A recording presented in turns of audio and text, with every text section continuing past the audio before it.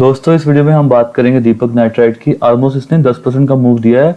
ये मूव कोई दोस्तों पहली बार नहीं दिया है इसने, ये हमेशा से अच्छे वाले मूव देता आ रहा है। मैं इसको ऑलमोस्ट 450-500 से कवर करता आ रहा हूँ। तो मैं इसको आपको ट्वीट भी दिखाऊंगा जो मुझे मिले हैं। अभी मैंने देख रहा था कि मैंने कब कब से इसको रिकमेंड किया है। तो साथ में इसका चार्ट एनालाइज करेंगे कि हमेशा ये 20 डेमो में क्यों इतना अच्छा मूव देता है, क्यों इसको हमेशा पिक करने का टाइम होता है जब जब ये 20 डेमो पे आता है। तो साथ में कोई बड़ी खबर भी आई थी कि जो चाइना में दोस्तों आउटेज हो रहा है उसकी वजह से केमिकल का डिमांड बढ़ रहा है, क्योंकि चाइना में जो काफ़ी ज़्यादा केमिकल का जो फैक्ट्रीज है यहाँ पे शट हो गया हुआ है और जो उसका इम्पैक्ट आ रहा है जो इंडियन कंपनी है उनको मिल रहा है। वहाँ पे क्या होगा, प्राइसेस हाइक होगा। तो यहाँ पे इन कंपनी को फायदा मिलेगा जो डायरेक्टली बेनिफिशियरी होती है अगर चाइना यहाँ पे शटडाउन होता है। तो इस खबर की वजह से दोस्तों काफी बड़ा मूव आया। तो पहले हम सीधा खबर को देखते हैं। तो यहाँ पे जिस खबर की मैं बात करता हूँ वो ये है कि दीपक नाइट्राइट यहाँ पे जो चाइना में पावर आउटेज हो रहा है उसको बहुत बड़ा यहाँ पे फायदा मिल रहा है, क्योंकि वहाँ पे जो केमिकल्स का काफ़ी सारा फैक्ट्री शट हो गया, वहाँ पे एक्सपोर्ट काफ़ी कम हो गया। तो दोस्तों अगर वर्ल्ड की डिमांड को पूरा करना है तो जो बाकी यहाँ पे चाइना के अलावा कंपनीज है उसमें से जो इंडिया में ऑलमोस्ट सबसे बड़ी कंपनी आती है केमिकल्स की, one of the mid band में जो काफ़ी अच्छी कंपनी है तो दीपक नाइट्राइट है। इसके काफ़ी तगड़े तगड़े कस्टमर्स हैं डाइस के लिए, यहाँ पे फार्मा के लिए, या फिर पिगमेंट्स के लिए, टेक्सटाइल के लिए, पेपर के लिए। ऐसा कोई फील्ड नहीं है जहाँ पे केमिकल यूज होता हो और वो दीपक नाइट्राइट से ना आता हो। तो यहाँ पे दीपक नाइट्राइट को बहुत बड़ा फायदा हुआ, जिसकी वजह से एकदम से आपने देखा हो कि आज ये शेयर इतना बड़ा जंप किया है। साथ में वॉल्यूम की एक्टिविटी भी काफी बड़ी हो। तो इसको देखते हैं नीचे कि यहाँ पे क्या क्या मेंशन किया गया है चाइना के पावर आउटेज के बारे में। तो यहाँ पे जो मेन पॉइंट आ रहा है वही पढ़ते हैं कि मीडिया रिपोर्ट के हिसाब से जो चाइना में पावर आउटेज हुआ है उस जो इम्पैक्ट कर रहा है केमिकल आउटपुट को वो कम से कम यहाँ पे 25% का इम्पैक्ट कर रहा है। दोस्तों 25% बहुत ज़्यादा होता है। अगर चाइना का जो केमिकल जो आउटपुट है उससे 25% इम्पैक्ट हो जाए तो आप समझ सकते हैं कि उसका जो बेनिफिट किसको मिलेगा। जो साथ में अल्टरनेट वेज है यहाँ पे इंडिया की जो केमिकल कंपनीज है उनको यहाँ पे फायदा मिल रहा है, जिसकी वजह से ही ये यहाँ पे भागा है। China is in grip of power crunch as a shortage of coal supplies, toughening emission standards and strong demand from manufacturer and industry have pushed coal prices to the record highs and triggered widespread curves on uses। तो यहाँ पे ये mention किया गया है कि China में कोल की काफ़ी शॉर्टेज हो गई हुई है, जिसकी वजह से यहाँ पे कोल के प्राइसेस काफ़ी बढ़ गए हैं और यहाँ पे पावर क्रंच चल रहा है। तो जिसकी वजह से यहाँ पे अब क्या है, जो भी यहाँ पे केमिकल मैन्युफैक्चरर्स है यहाँ पे पढ़े, widening power shortage in chemical have halted production at numerous factory including many chemical manufacturers which could benefit Indian speciality chemical makers. तो दोस्तों ये लाइन आपको यहाँ पे पढ़ने वाली है कि जिसकी वजह से यहाँ पे जो केमिकल कंपनीज को यहाँ पे फायदा हो रहा है और यहाँ पे इतना बड़ा जो मूव आ रहा है। आई थिंक यहाँ पे आज 2-3 स्टॉक्स में और मूव आया था, मेरे ख्याल से आरती में आया था या किसी में आया था, मैंने सब चेक नहीं किया, बट मैं इस न्यूज के बेसिस पे बोल रहा हूँ कि यहाँ पे कुछ दिन और यहाँ पे मूव अपसाइड की ओर जा सकता है, क्योंकि ये काफी बड़ा इम्पैक्ट होता है। 25% का इम्पैक्ट बहुत ज्यादा होता है, क्योंकि चाइना का यहाँ पे 25% बहुत ज्यादा होगा। अगर यहाँ पे इसका एक्सपोर्ट होता होगा कि पूरे वर्ल्ड में तो ये 25% बहुत ही ज्यादा होगा। इंडिया के 100% से ज्यादा होगा, चाइना का 25%। तो इतना इम्पैक्ट ये कर सकता है वर्ल्ड वाइड। तो यहाँ पे सीधा क्या होगा कि जो भी यहाँ पे स्पेशलिटी केमिकल्स हैं उसके प्राइसेस बढ़ेंगे तो ऑब्वियसली दोस्तों सेल बढ़ेगा, तो ऑब्वियसली दोस्तों उसका बिडा या प्रॉफिट भी आएगा। अगर प्रॉफिट और बिडा बढ़ गया तो यहाँ पे उसके शेयर के प्राइस में भी वो रिफ्लेक्ट करना चाहिए। तो यहाँ पे पढ़े, Deepak nitrite is one of the leading suppliers of chemical intermediates. It has a diversified portfolio of intermediates that cater to the dyes and pigments, agrochemical, pharma, plastic, textile, papers and home and personal care segments in India and overseas। तो यहाँ पे कोई ऐसा sector नहीं है यहाँ पे जो केमिकल यूज होता हो और वो केमिकल दीपक नाइट्राइट से ना आता। तो हर जगह यहाँ पे दीपक नाइट्राइट का बिजनेस है। तो यो वर्ल्ड वाइड में होगा दोस्तों। यहाँ पे दीपक नाइट्राइट की वैल्यू यहाँ पे बढ़ रही है और यहाँ पे इसका शेयर इसी वजह से बढ़ेगा आगे भी। तो यहाँ पे मैंने दीपक नाइट्राइट का डेली चार्ट खोला हुआ। तो यहाँ पे देखें जब भी अब ये 20 डेमा के पास आया काफी इसने तगड़ा मौका दिया है। एक बार ये तो बहुत ही तगड़ा कंसोलिडेशन हुआ था रिजल्ट से पहले, यहाँ पे मैंने दिया भी था ट्विटर पे, मैं आपको दिखाऊंगा अभी।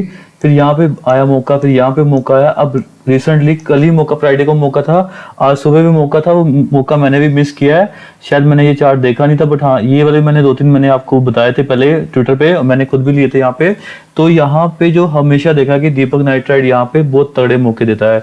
इसके फंडामेंटल्स तो अच्छे हैं ही, इसके रिजल्ट भी हमेशा क्वार्टर क्वार्टरली अच्छे आ रहे हैं, क्वार्टरली बेसिस पे भी ये ग्रो कर रहा है, ईयर ऑन ईयर तो ग्रो कर ही रहा है। तो दोस्तों क्वार्टरली बेसिस पे ही इसका सेल, प्रॉफिट, EBITDA, इसका जो EPS है, ये इसका सब कुछ बढ़ रहा है। तो यहाँ पे इसको नहीं छोड़ना है, ये बहुत बड़ा पोर्टफोलियो स्टॉक है, बहुत बड़ा ऑलरेडी रिटर्न दे चुका है। 250 से 300 के लेवल में आ गया था, वहां से इसने ऑलमोस्ट 2600 का लेवल दिखा दिया, तो ऑलमोस्ट यहाँ पे 9-10 एक्स हो चुका है यहाँ पे।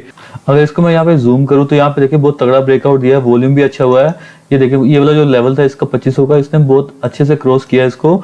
तो एक्सपेक्ट कर रहा हूँ कि इतना लेवल तो मिनिमम बनता था इसको पार करने, ऑलमोस्ट इसने वो कवर कर लिया, ऑल टाइम हाई पे बंद हुआ है। तो ये कल थोड़ा सा मूव मिलना चाहिए कि यहाँ पे अगर वॉल्यूम देखें, ऑलमोस्ट यहाँ पे अच्छा खासा यहाँ पे वॉल्यूम भी हुआ है, काफी दिन के वॉल्यूम से बड़ा वॉल्यूम हुआ है। क्योंकि जब मैंने देखा कि जब जब ये 20 डेमा के पास आता है तो उससे 5-6 दिन पहले जो वॉल्यूम होता है काफी करेक्टिव वॉल्यूम होता है, वो वॉल्यूम की एक्टिविटी सिर्फ रिटेलर्स की होती है जो यहाँ पे धीरे धीरे निकल रहे होते हैं। यहाँ पे फिर कोई यहाँ पे बड़ा फिश आके वो शेयर उठा लेता है और यहाँ पे थोड़े दिन फिर इसको 20 डेमा के पास लेके आएगा, फिर से इसको उठाएगा।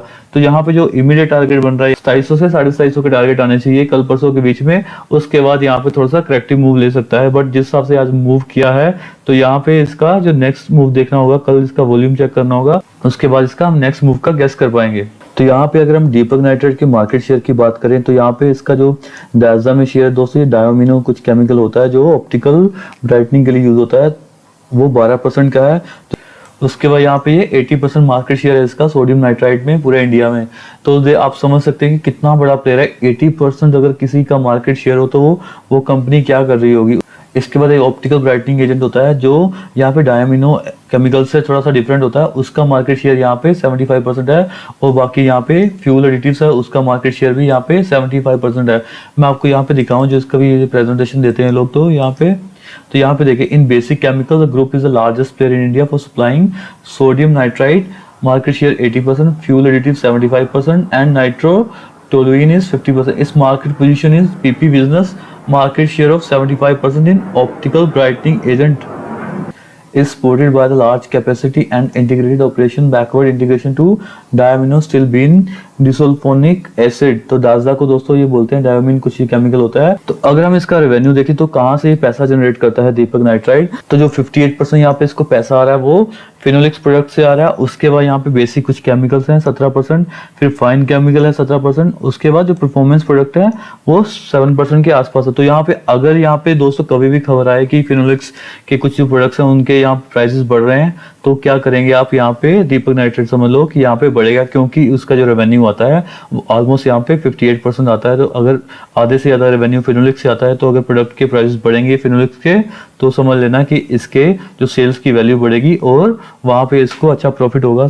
और साथ में क्या करेगा, वो शेयर के प्राइस में रिफ्लेक्ट करना शुरू कर देगा। अगर यहाँ पे हम लोकेशन की बात करें तो 71 के आसपास इसका इंडिया में ऑपरेशन है।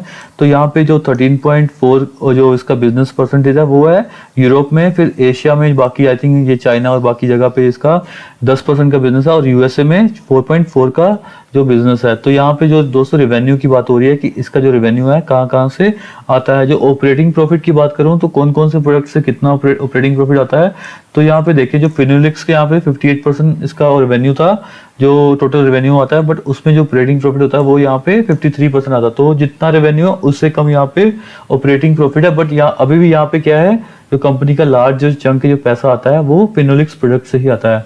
जो इसके लिए हाई मार्जिन प्रोडक्ट है दोस्तों वो है यहाँ पे फाइन एंड स्पेशलिटी केमिकल्स। तो यहाँ पे देखें इसका रेवेन्यू मेरे ख्याल से 17% के पास था, बट जो उसका प्रॉफिट आ रहा है वो यहाँ पे 28%। तो इसके लिए ये हाई मार्जिन प्रोडक्ट हो गया। तो यहाँ पे दीपक नाइट्राइट के लास्ट ईयर के कुछ ट्वीट चेक करते हैं। जब इसको रिकमेंड किया गया था तो यहाँ पे मैंने प्रिडिक्ट किया था कि ये कप एंड हैंडल बनाएगा, तो यहाँ पे इसने एग्जैक्ट ये बेस लिया था। मुझे नीचे का ट्वीट नहीं मिल रहा, बट यहाँ पे देखें कि फाइनली इसने कप एंड हैंडल बना लिया। तब ये कहाँ पे ट्रेड करता था दोस्तों, यहाँ पे 525 पे ट्रेड करता था, और अब ये 2620 पे ट्रेड कर रहा है। तो यहाँ पे देखिए जो मैंने इसका ईयर एंड का टारगेट दिया था 750 का दिया था, ये टारगेट शायद इसने 2 महीने में कवर कर लिया था। तो इसके बाद भी इसको काफी रिकमेंड किया गया है।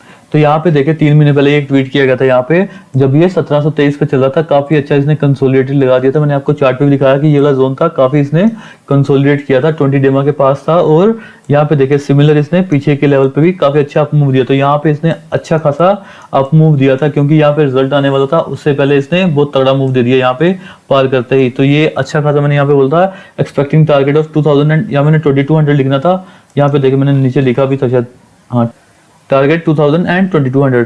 तो ये मैंने सिर्फ 7-8 वीक के लिए बोला था कि यहाँ पे 2200 के टारगेट आएंगे, तो वो टारगेट यहाँ पे आए भी। तो यहाँ पे देखिए 30 जुलाई का ये ट्वीट है, रिजल्ट आने के बाद यहाँ पे क्या रिकमेंड किया गया है। तो यहाँ पे बोला गया कि ब्रेकआउट हो गया। यहाँ पे पहले तो हमने यहाँ पे उसे 3 वीक पहले यहाँ पे दिया था कि इसको ले लो कि इसका रिजल्ट अच्छा आएगा। तो ये खतरनाक इसने मूव दिया यहाँ से यहाँ तक।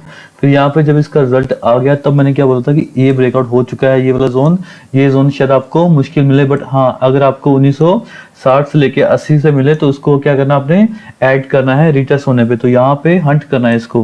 वो लेवल शायद आए भी थे और जिन लोगों ने शायद पोर्टफोलियो में लेकर रखा होगा तो वो अच्छे खासे यहाँ पे प्रॉफिट में बैठे होंगे। तो इस लेवल से भी हमें यहाँ पे ऑलमोस्ट 25% मिल चुके हैं। आई थिंक ज्यादा ही मिल चुके हैं, 30% से ज्यादा ही मिल चुके हैं, क्योंकि ये 2000 के लेवल से ये 2600 के लेवल लगा चुका है। तो अभी यहाँ पे सिर्फ 2 महीने ही पूरे हुए हैं।